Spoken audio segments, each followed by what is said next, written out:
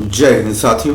मैं रघुवंश भारत भूमि के उत्तर प्रदेश के अंदर श्री राम धाम अयोध्या के निकट गोरखनाथ की भूमि गोरखपुर का निवासी श्री रामचरितमानस का अक्षरशः वर्णन का उद्देश्य एकमात्र है कि हम अपने सनातनी बच्चों, जवानों और बुजुर्गों को सही दिशा में श्री रामचरितमानस के माध्यम से आगे बढ़ाने का काम कर सकें।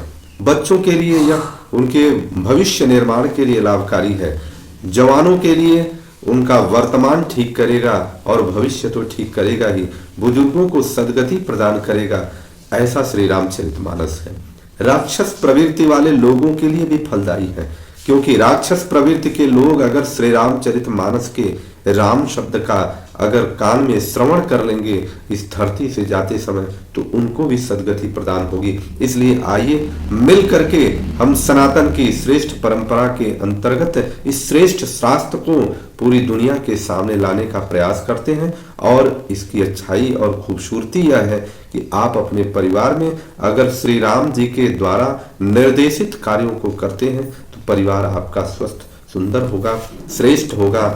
आइए अक्षरशः कथा ज्ञान यज्ञ के अगले दिवस में पृष्ठ संख्या 665, दुआ संख्या 48 से आगे बढ़ रहे हैं। पिछले दिवस में हमने देखा कि अब माल्यवान जी रावण को समझा रहे हैं कि किस प्रकार से अपनी बुद्धि को ठीक करिए और किस प्रकार से सीता जी को आगे करिए। उसी क्रम में हम आगे बढ़ते हैं। अभी माल्यवान जी समझा ही रहे हैं कि परिहरि वयरु देहु वैदेही भजऊ कृपा निधि परम सनेही ताके बचन बान सम लागे करिया मुह करी जाहि अभागे। माल्यवान जी कह रहे हैं कि वैर छोड़कर उन्हें जानकी जी को दे दो और कृपा निधान परम स्नेही श्री राम जी का भजन करो। रावण को उसके वचन बाण के समान लगे। अरे अभागे, मुंह काला करके यहां से निकल जा। अब यहां समझने की बात है, आज की कथा में हम क्या क्या सुनने का प्रयास करेंगे कि बुजुर्गों को अगर वो सही रास्ते अर्थात ईश्वरीय रास्ता दिखाते हैं, तो अगर आप ये कहते हैं कि आप बुजुर्ग हैं, नहीं तो आपको हम समझाते, तो आपको इसका दोष लगेगा, निश्चित रूप से दोष लगेगा। हनुमान जी क्यों क्रोधित हो जाते हैं और क्रोधित होकर के आगे बढ़ते हैं? हनुमान जी ने किस प्रकार से मेघनाद के रथ को तोड़ दिया, रथ और सारथी जो उसका अभिमान था, मेघनाद को तोड़ दिया और मेघनाद को आकाश में माया के रूप में भागना पड़ा। आगे देखिए, बूढ़ वैसी न त मरते हूं तो ही अब जनी न दिखावसी मोही। बूढ़े हो गए, नहीं तो तुमको बहुत मारते। अब तुम अपने नयन को दिखाना मत, मेरे सामने तुम अपना चेहरा मत देना दिखाना, मेरे आंखों के सामने से दूर हट जाओ। ऐसा माल्यवान जी को जो रावण के नाना थे उनको अपमानित कर दिया। अते ही अपने मन असे अनुमाना बध्यो चाहते यही कृपा निधाना। रावण के ये वचन सुनकर माल्यवान ने अपने मन में ऐसा अनुमान किया कि इसे कृपा निधान श्री राम जी अब मारना ही चाहते हैं। सो उठ गयो कहत दुर्वादा तब सकोप बोले घन नादा। वह रावण का दुर्वचन बोलते हुए और समझाते हुए, डांटते हुए वह वहां से उठ करके निकल गया। और जब सभा पूरी तरह से भय व्याप्त हो गई तो उस समय रावण का पुत्र मेघनाद क्रोध पूर्वक बोला कि कौतुक प्रात देखी हूं मोरा करी हूं बहुत कहूं का थोरा। सवेरे मेरी करामात देखना, मैं बहुत कुछ करूंगा, थोड़ा क्या कहूं, जो कुछ वर्णन करूंगा तो थोड़ा ही होगा। अर्थात मेघनाद ने रावण को संबल दे दिया कि सुबह आप हमारी करामात देखिएगा। जब कोई बुरे रास्ते पर चले और उसको कोई संबल मिल जाए तो समझिए उसको उसका नाश निश्चित है और संपूर्ण नाश निश्चित है। अब उसके बाद सुनि सुत वचन भरोसायावा प्रीति समेत अंक बैठावा।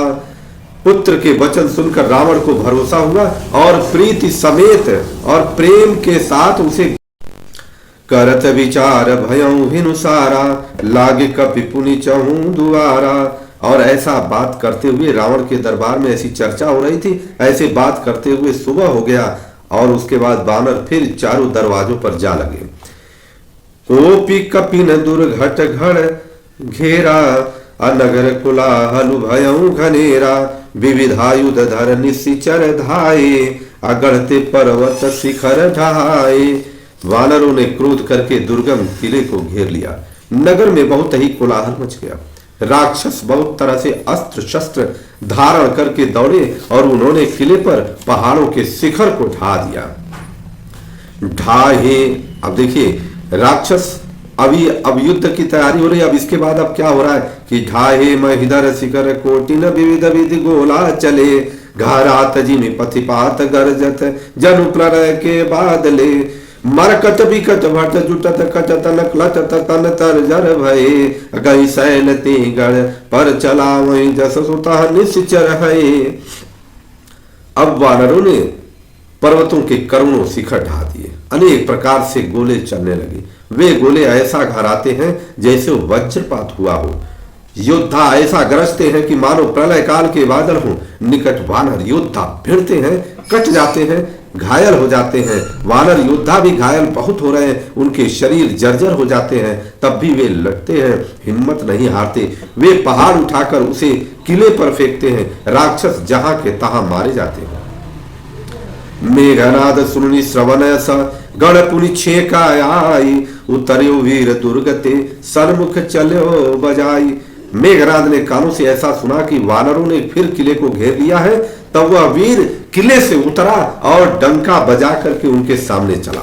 डंका बजा करके कह कौशलाधीश धो भ्राता धन्वी सकल लोक विख्याता। मेघनाद कह रहा है कि समस्त लोकों में प्रसिद्ध धनुर्धर कौशलाधीश दोनों भाई कहाँ है, ललकार रहा है। कह नल नील दुविध सुग्रीवा अंगद हनुमंत बल शिवा।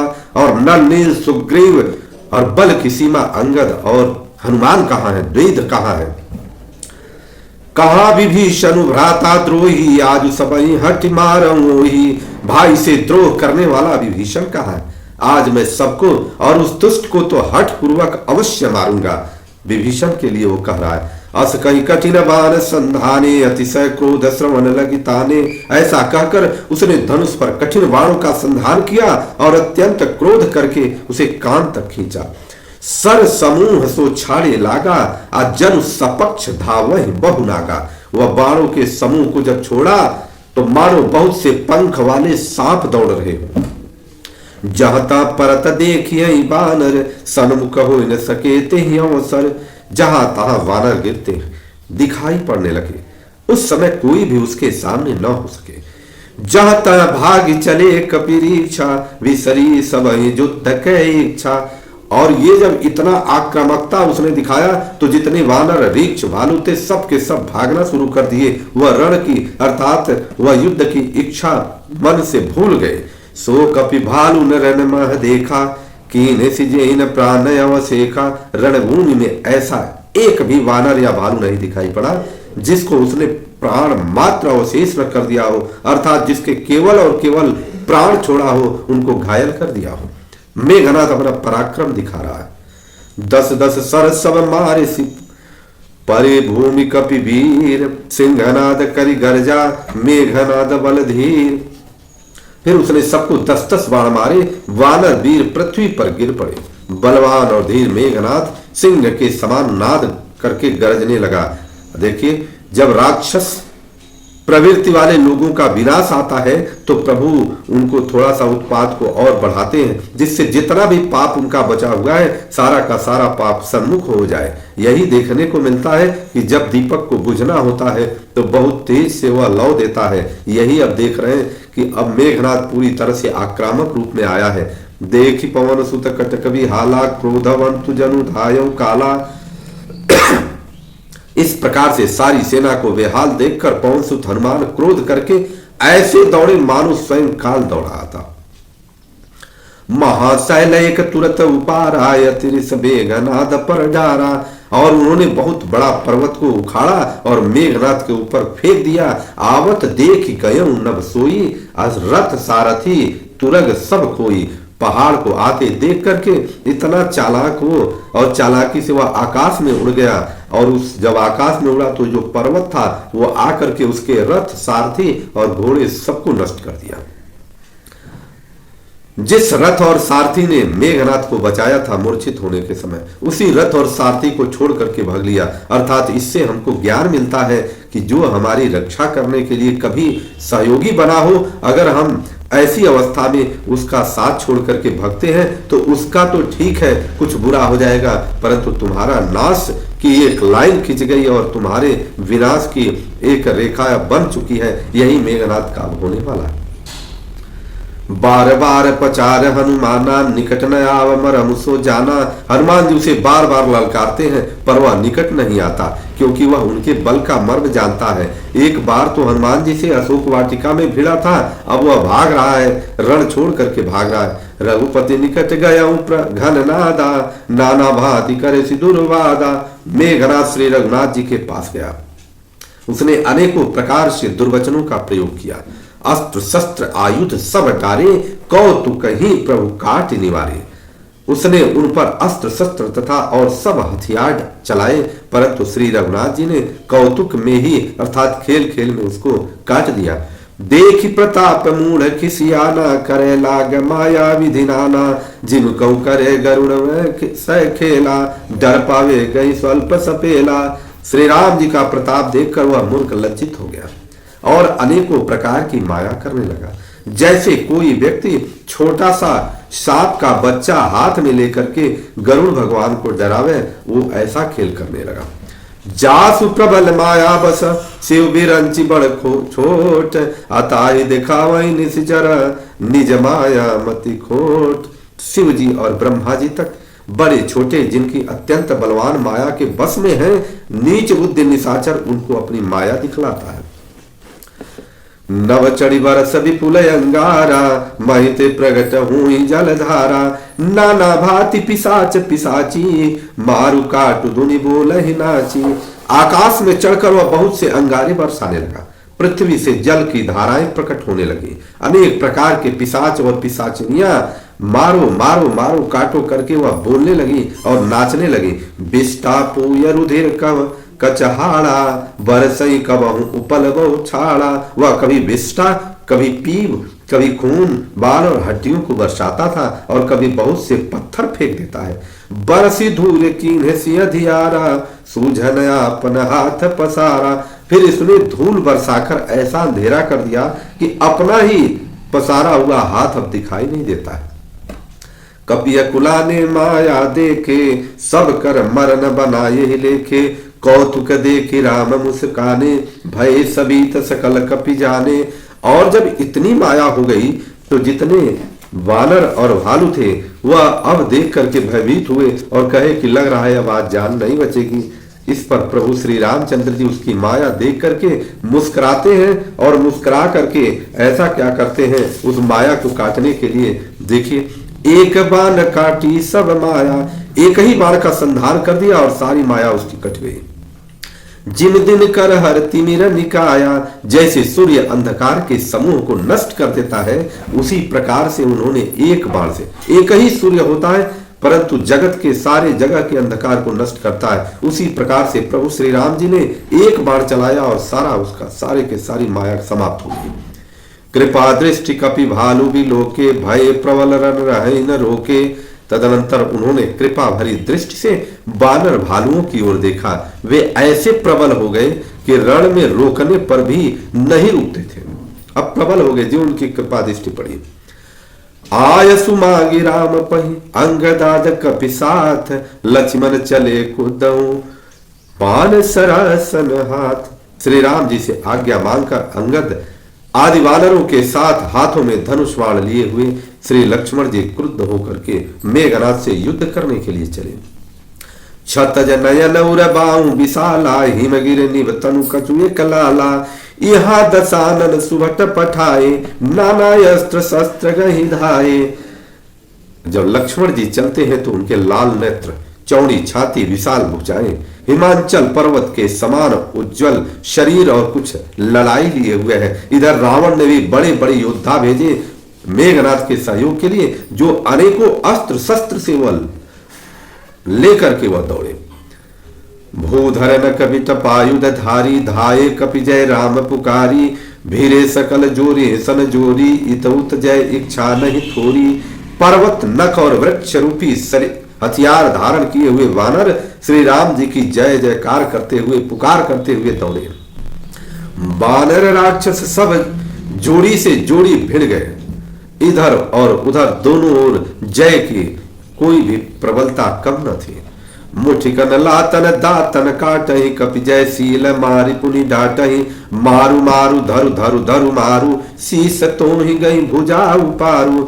वानर उनको घूंसों और लातों से मारने लगे, दांतों से काटते हैं। विजयशील वानर उन्हें मारकर फिर डांटते भी हैं, मारो मारो, पकड़ो पकड़ो, पकड़कर मार दो, सिर तोड़ दो और भुजाएं पकड़कर उखाड़ दो। ऐसा वानर एक दूसरे का प्रोत्साहन करते हैं। असिरवपुरी रही नवखंडा धावई जहत रुंड प्रचंडा देखई कौतुक नवसुर वृंदा कबहु कवि समय कबहु अनंदा। नौ खंडों में ऐसी आवाज भर रही है, प्रचंड रुंड, जहां पर बिना धड़ के वो दौड़ रहे हैं। आकाश में देवतागण यह कौतुक देख रहे हैं, उन्हें कभी खेद होता है तो कभी उनको आनंद आता है। रुधिर गाढ़ भरी भरी जम्यो ऊपर धूरी उड़ाई अजनु अंगार रासिन पर मृतक धूमर हो छाई।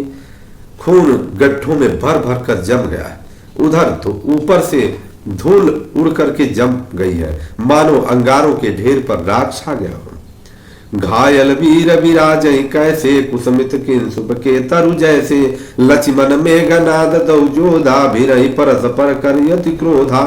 घायल वीर कैसे शोभित हैं जैसे फूले हुए पलाश के पेड़। लक्ष्मण और मेघनाद दोनों योद्धा अत्यंत क्रोध करके एक दूसरे से भिड़ते हैं।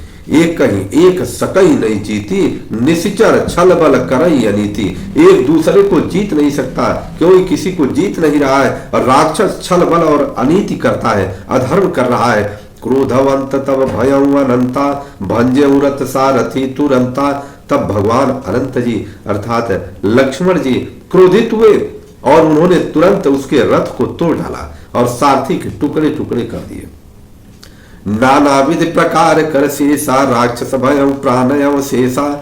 शेष जी लक्ष्मण जी उस पर अनेक प्रकार से प्रहार करने लगे, राक्षस के प्राण मात्र रह गए। अर्थात मेघनाद को ऐसा मारा कि मेघनाद का अब केवल प्राण बचा था और कुछ नहीं था। रावण सुत निज मन अनुमाना संकट भयं हरि मम प्राणा। रावण सुत मेघनाद ने मन में अनुमान किया कि अब तो प्राण संकट आ गया, ये मेरे प्राण हर लेंगे। वीर घातिनी छाड़ी सागी तेज पुंज लक्ष्मण उर लागी मूर्छा भई शक्ति कह लागे तब चली गया निकट भय त्यागे। तब उसने वीर घाती शक्ति चलाई, वह तेज पूर्ण शक्ति लक्ष्मण जी की छाती में लगी। शक्ति के लगने से उन्हें मूर्छा आ गई। तब मेघनाद भय छोड़कर उनके पास चला गया और पास गया तो कर क्या रहा है कि मेघनाद सब कोटि सत जोधा रहे उठाई जगदाधार शेष किमी उठे चले खिसियाई। मेघनाद के समान अनगिनत योद्धा उसे उठा रहे, परंतु जगत के आधार श्री शेष जी उनसे कैसे उठते। तब वह लजा करके वहां लज्जित होकर के वहां से चल दिया। इस प्रकार से मेघनाद ने अब लक्ष्मण भैया को शक्ति बाण मार दिया, परंतु वह उठा के ले जाना चाहता था अपने पिता के सामने उपहार के रूप में। लेकिन जो पूरे जगत को धारण किए हुए अपने मस्तक पर, पूरे पृथ्वी को धारण किए हुए अपने मस्तक पर, उसको कौन उठा सकता है। लक्ष्मण जी वहीं पड़े रहे। आगे अगले दिन आप सभी लोगों का दिन मंगल हो। प्रभु श्री राम की कृपा सब पर बरसे, माता जानकी जी की कृपा सब पर बरसे, हनुमान जी की कृपा सब पर बरसे, लक्ष्मण भैया की कृपा सब पर बरसे। बोलिए माता जानकी की जय, प्रभु श्री रामचंद्र की जय, लखन भैया की जय, हनुमान जी महाराज की जय, माता पार्वती की जय, भगवान भोलेनाथ की जय। हर हर मा